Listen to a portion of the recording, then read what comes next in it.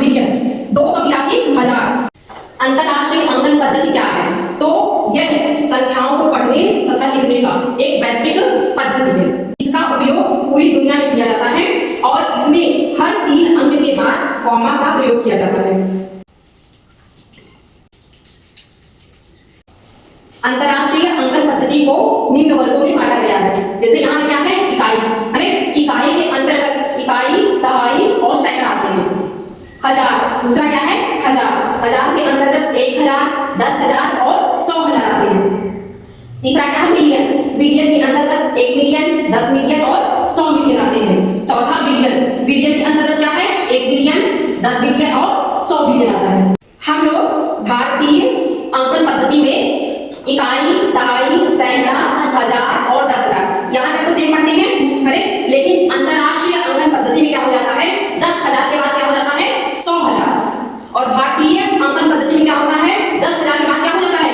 1,00,000 हो जाता है। लेकिन यहाँ पे 100,000 का है। यानी कि अगर हम भारतीय अंकन पद्धति की बात करें तो 100,000 बराबर कितना हो जाएगा?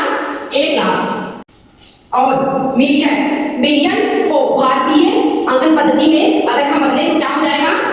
10 लाख। 10 लाख बराबर क्या हो जाएगा? 1 मिलियन। अंकन पद्धति में क्या करेंगे? 1 मिलियन बराबर क्या हो जाएगा? 1 अरब। 1000, 10,000, लाख, 10 लाख, करोड़, 10 करोड़।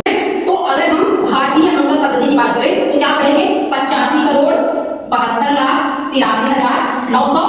हमने बताया था कि अंतरराष्ट्रीय अंकन पद्धति में 3 अंक के बाद कॉमा लगता है। तो 1 2 3, 1 2 3। तो हमने क्या किया कि 3 अंक के बाद कॉमा लगा दिया।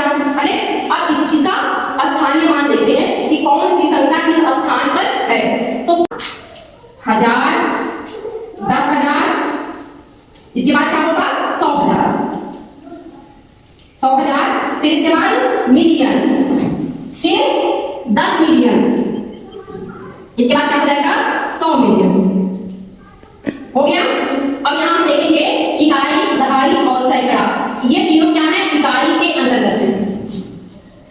ये इकाई के अंतर्गत हो गई है 1000, 10,000 और 100,000। ये किसके अंतर्गत हो जाएगा? 1000 के अंतर्गत। 1000 के अंतर्गत।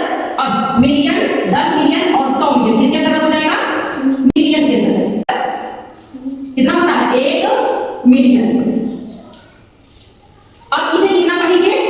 तो इधर हम देखते हैं इकाई, दहाई, सैकड़ा, 1000, 10,000, 100,000, मिलियन, 10 मिलियन, 100 मिलियन। यानी कि जब हम 3 अंकों को मिलाकर के पढ़ेंगे